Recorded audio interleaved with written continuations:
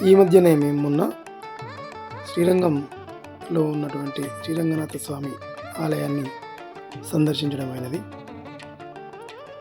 శ్రీరంగనాథ స్వామి ఆలయం తమిళనాడు రాష్ట్రంలోని తిరుచిరాపల్లిలో ఉన్న శ్రీరంగంలో ఉంది. ఈ గుడిని తిరువరంగం అని కూడా పిలుస్తారు. ఈ ఆలయంలోని ప్రధాన దైవం విష్ణువు.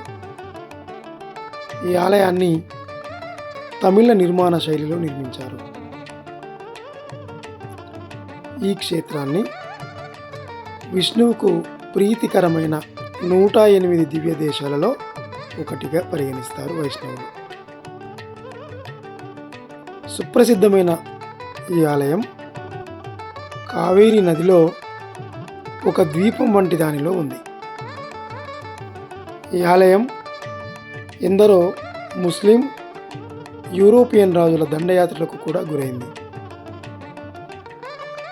ఈ ఆలయ గోపురం 11 అంతస్తులు కలిగి ఉండి 237 అడుగుల ఎత్తును కలిగి ఉంటుంది.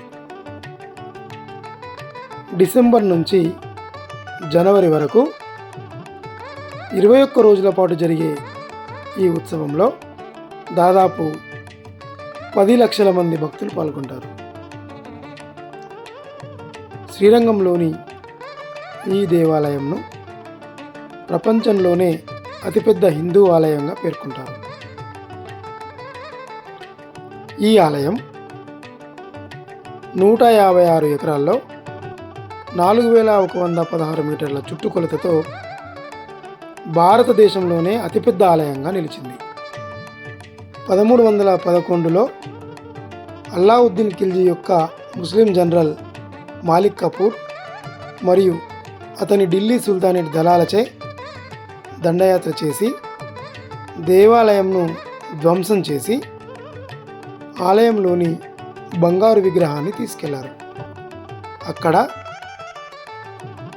సుల్తాన్ కుమార్తె ఆ విగ్రహాన్ని చూసి ప్రేమలో పడి పగలు రాత్రి ఆ విగ్రహాన్ని కనిపెట్టుకుని ఉండసాగింది. శ్రీరంగం నుండి కొందరు పూజారులు ఆ విగ్రహాన్ని తమతో తీసుకెళ్లడానికి ఆ సుల్తాన్ ముందర పాడారు మరియు నృత్యం చేశారు. అప్పుడు ఆ విగ్రహాన్ని పూజారులకు తిరిగి ఇచ్చేస్తారు. అది అతని కుమార్తెను బాధపెడుతుంది. కుమార్తెను ఓదార్చడానికి సుల్తాన్ తమ సైన్యాన్ని శ్రీరంగానికి పంపాడు.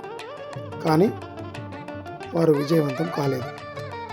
అప్పుడు సుల్తాన్ కుమార్తె గర్భగుడి తలుపు ముందు తన ప్రాణాలను విడిచిపెట్టింది. తర్వాత సుల్తాన్ సైనికులు ఈ ఆలయాన్ని చాలా వరకు ధ్వంసం చేశారు. ఇలా అనేక దండయాత్రలను కూడా ఎదుర్కొని శ్రీరంగనాథ స్వామి ఆలయం ఇప్పటికీ మన అందరికీ ఆ స్వామివారి దర్శనం కల్పించడానికి శ్రీరంగం అనే పట్టణంలో కొలువు తీరి ఉంది.